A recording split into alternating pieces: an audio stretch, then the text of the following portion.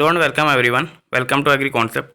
तो आज का ये जो सेशन होने वाला है, हमारा सॉइल इरोजन पे सेशन चल रहा है। इससे पहले हमारा एक लेक्चर हो चुका है और उसके अंदर हमने जो इरोजन की डेफिनेशन वगैरह और उसके साथ में जो वाटर जो इरोजन है वो हमने कंप्लीट कर लिया था।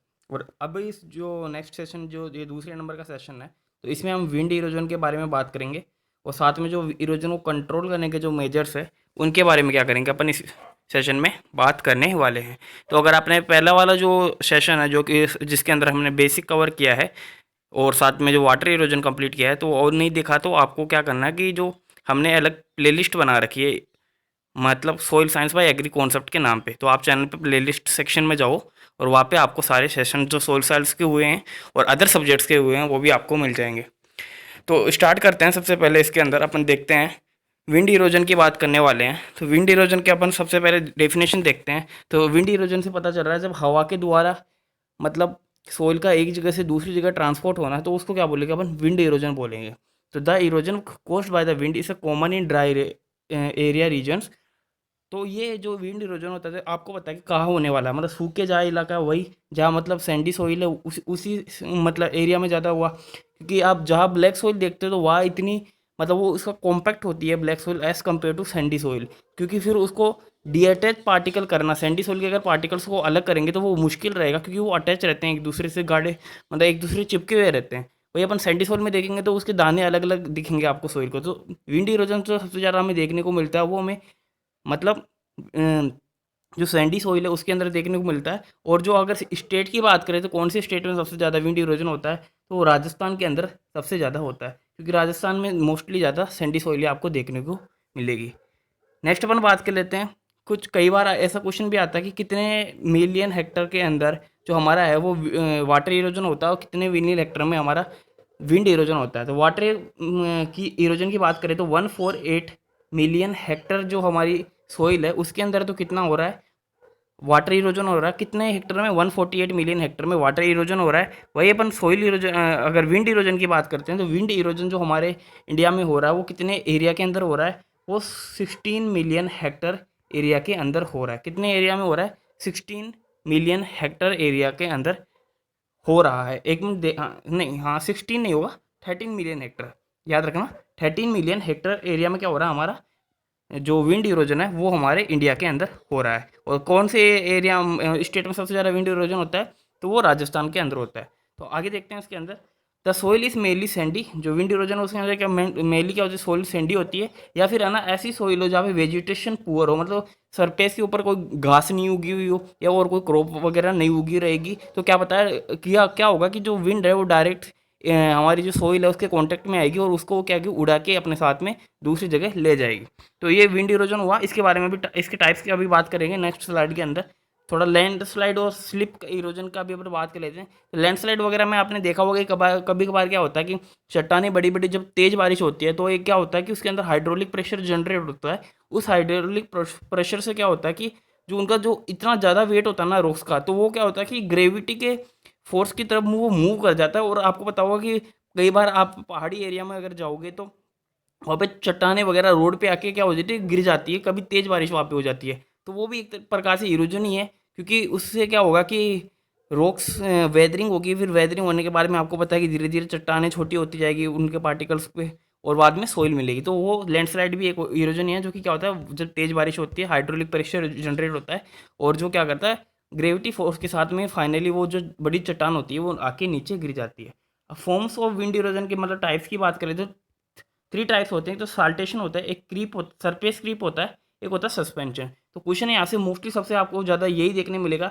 एक तो आपको देखने को मिलेगा जो स्टेप्स है वो पूछ लेगा कि इनमें से कौन सी स्टेप्स है जो विंड इरोजन के। तो आपको याद रखना 3 स्टेप्स है इनके अंदर। 3 स्टेप्स कौन कौन सी है, तो साल्टेशन है, एक सरफेस क्रीप है, एक है सस्पेंशन। देन पूछेगा पार्टिकल साइज, आपको पूछता है। जो नेक्स्ट क्वेश्चन आता है यहाँ से जो विंड इरोजन से, वो आपको आएगा पार्टिकल साइज से। पार्टिकल साइज से क्या क्वेश्चन आएगा, पार्टिकल साइज से पूछे क्वेश्चन आएगा कि साल्टेशन जो इरोजन है उसके अंदर पार्टिकल साइज क्या होती है। तो आपको याद रखना साल्टेशन में कितनी होती है, 0.1 से 0.5 डायमीटर, इसका डायमीटर होता है पार्टिकल का। तो उसमें क्या होगा, साल्टेशन इरोजन देखने को मिलेगा। जब हमारे जो पार्टिकल है कि एक बात अगर सोइल पार्टिकल की डायमीटर है 0.5 से ज़्यादा है तो वो सरफेस क्रीप के अंदर आएगा। और वही बात करते हैं 0.1 मिलीमीटर से कम है उसका डायामीटर सॉइल पार्टिकल का, तो उसके अंदर सस्पेंशन इरोजन आपको देखने को मिलेगा। दोबारा देख लीजिएगा, ये पार्टिकल साइज से हर बार क्वेश्चन आता है। सस्पेंशन में क्या हो रहा है, 0.1 से कम है डायामीटर। फिर नेक्स्ट अपन साल्टेशन में आ जाओ, 0.1 से 0.5 तक जिसका डायामीटर, उसके अंदर साल्टेशन होगा। और जब 0.5 से ज़्यादा से ज़्यादा डायामीटर होगा उसमें सरफेस क्रीप इरोजन होगा। यहाँ पे 0.5 वाला लिखा हुआ नहीं, तो आप सरफेस क्रीप के अंदर नोट कर लीजिएगा। अब ये होता क्या है इसके अंदर, नेक्स्ट जो ये डायग्राम है उससे आपको ईजिली समझ में आएगा। या इस डायग्राम को देख लीजिएगा आप। एक तो हो रहा है सरफेस क्रीप। सरफेस क्रीप मतलब, क्रीप का मतलब होता है रेंग कर चलना, तो रेंगना मतलब। एक होता है साल्टेशन, एक होता है सस्पेंशन। सस्पेंशन मतलब बहुत कोई छोटी मामूली सी चीज़ है यहाँ पे। तो यहाँ पे ये देख लीजिए, सॉइल पार्टिकल है, यहाँ से आपको विंड आती हुई नजर आ रही है। अब यहाँ पे सरफेस क्रीप की जब बात करेंगे, तो सरफेस क्रीप में क्या होता है कि जो ये पार्टिकल होता है, जो पार्टिकल की साइज आपने अभी मैंने बताया कि 0.5 से डायमीटर जब पार्टिकल का बड़ा होगा, तो उसके अंदर सरफेस क्रीप जो इरोजन है वो आपको देखने को मिलेगा। तो यहाँ पे क्या कर रहा है, ये पार्टिकल रेंगता हुआ जाएगा, क्योंकि इतना भारी है कि ये इसको क्या करेगी, जो विंड है ना वो इजीली उठा नहीं पाएगी, मतलब उठा के एक जगह से दूसरी जगह ले जाना इसको मुश्किल है। तो थोड़ी दूर क्या करती है, थोड़ी सी दूर उठाती है, फिर इसके अंदर भारी वजन होता है तो फिर नीचे गिर जाता है ये पार्टिकल सॉइल का। फिर इसको उठाती है, फिर ये भारी वजन होता है तो नीचे गिर जाता है। तो ये तो सरफेस क्रीप मतलब रेंग रेंग कर ये क्या करता है, चलता है। नेक्स्ट इसके बाद में जो आने वाला है वो होता है साल्टेशन। अब ये साल्टेशन क्या होता है कि आपने अभी देखा कि 0.1 से लेकर 0.5 डायमीटर का जो पार्टिकल होता है उसके अंदर साल्टेशन इरोजन देखने को मिलेगा। इसके अंदर क्या होता है, ये सस्पेंशन और जो सरफेस क्रीप जो इरोजन है उसकी बीच का जो इरोजन है वो साल्टेशन इरोजन आएगा। मतलब इसकी पार्टिकल साइज के इन दोनों के बीच की है, क्रीप और सस्पेंशन के बीच की है। तो इसको क्या करती है, सोल क्या करती है, यहाँ से एक जगह से दूसरी जगह ले जाने से क्या होती है, ईजी हो जाता है। ये यहाँ से उठाती है, मतलब यहाँ पे इसमें इस डायग्राम में देखिए आप क्या होगा, ये यहाँ पे ले रही है तो ये यहाँ पे गिर गया, फिर इसको उठाया यहाँ पे गिर गया, फिर इसको उठाया यहाँ पे गिर गया। जबकि यहाँ की इसकी बात करें तो ये गिरा नहीं है, ये गिरा नहीं, ये हवा के अंदर यहाँ आया, फिर यहाँ आया, फिर यहाँ आया। मतलब ज़्यादा डिस्टेंस किसने कवर की, तो ये इसने साल्टेशन इरोजन ने कवर की। तो मतलब ये क्या है, हल्का है थोड़ा बहुत। वही अपन बात करेंगे जब particle size less than 0.1 diameter से कम होंगे, तब उसके अंदर सस्पेंशन आपको देखने को मिलेगा। तो सस्पेंशन में क्या होता है कि ये विंड आएगी, विंड क्या करेगी, इतना पार्टिकल इतना छोटा होता है, जैसे क्ले पार्टिकल आपने देखा होगा या सिल्ट के अंदर मोस्टली आपको ये देखने को मिलेगा ये इरोजन। तो उनके अंदर क्या होगा कि पार्टिकल को हवा के अंदर इतना ऊपर तक ले जाएगी सॉइल, कि मतलब ये बहुत ज़्यादा दूर तक ट्रेवल कर पाएंगे उसके साथ, एयर के साथ में। तो ये होता है। अब आपको अब क्वेश्चन जो नेक्स्ट आने वाला है, मैंने समझा दिया आपको कि सस्पेंशन में क्या होता है कि मतलब बहुत ज़्यादा दूर तक ट्रेवल, बहुत छोटे पार्टिकल होते हैं और बहुत लंबे मतलब डिस्टेंस तक क्या कर सकता है सॉइल, उसको सोल पार्टिकल को एयर लेके जा सकती है। वही अपन बात करें क्रीप के अंदर, रेंग रेंग के चलता है तो ज़्यादा दूर तक ये क्या होता है इरोजन, मतलब क्या होगा कि पार्टिकल ज़्यादा दूर तक नहीं जा पाएगा। सस्पेंशन में ठीक ठाक चला जाता है, मीडियम एक मतलब डिस्टेंस कवर कर लेता है as compare to creep and suspension के कंपेयर में। अब जो क्वेश्चन आता है, पार्टिकल साइज की बात कर ली, नेक्स्ट ये मैंने आपको समझा दी। अब जो क्वेश्चन आता है वो आता है कि कौन सा इरोजन सबसे ज़्यादा होता है। तो सबसे ज़्यादा इंडिया में जो इरोजन होता है वो साल्टेशन इरोजन होता है। वो कितना परसेंट होता है, 75% होता है। ये क्वेश्चन ये नोट कर लीजिएगा, आपके पास नोटबुक है तो, क्योंकि पीपीटी में कई चीज़ें नहीं दी हुई, मैं आपको एक्स्ट्रा बता रहा हूँ। तो उसके अंदर आपको क्वेश्चन ऐसे ही पूछेगा कि सस्पेंशन इरोजन वो कितना होता है, तो ये कितना होता है, 75% जो इरोजन होता है टोटल इरोजन का, उसका 75% साल्टेशन होता है। वही अपन सस्पेंशन की बात करें तो ये आपको 1% देखने को मिलेगा, ओनली 1% जो हमारे इंडिया में होता है वो साल्टेशन होता है। वही सरफेस क्रीप की बात करें तो ये क्या कितना होता है, 20 से 25% आपको देखने को मिलेगा। याद रखना, सरफेस क्रीप कितना देखने को मिलेगा आपको इंडिया में, कितने टोटल इरोजन का कितना हो रहा है, 20 से 25। साल्टेशन कितना हो रहा है, अप टू 75% हो रहा है। वही सस्पेंशन की बात करें तो ये 1% के लगभग जो इरोजन होता है उसके अंदर सस्पेंशन से इरोजन होता है। भाई क्यों होता है, सस्पेंशन से 1% क्यों होता है, इसके अंदर जो पार्टिकल साइज छोटे होते हैं, हवा ज़्यादा दूर तक लेके जाएगी, तो इसके अंदर क्यों होता है इतना कम, क्यों होता है, उसका रीज़न बताइए। तो उसका रीज़न मैं आपको बताऊंगा, आपके मन में ये क्वेश्चन जरूर आएगा, क्योंकि इसके अंदर छोटा पार्टिकल है, इतना हवा के अंदर लेके जा रहा है, बहुत दूर तक ट्रेवल कर सकती है। लेकिन क्या होता है कि ये इतने से छोटा पार्टिकल किसका होता है, सिल्ट सोइल या फिर अपन बात करें क्ले सोइल में आपको देखने को मिलेगा।